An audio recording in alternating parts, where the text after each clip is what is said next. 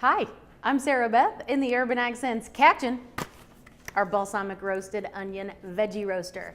These veggie roaster blends are so easy to use. You just mix it with butter or oil and then coat your vegetables and grill them or roast them just like you normally would.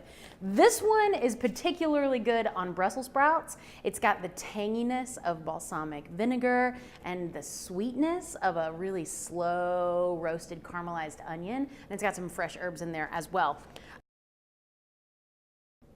Here they are, out of the oven, toasty, caramelized, crispy. If you have somebody in your life who doesn't like Brussels sprouts, this might just change their mind.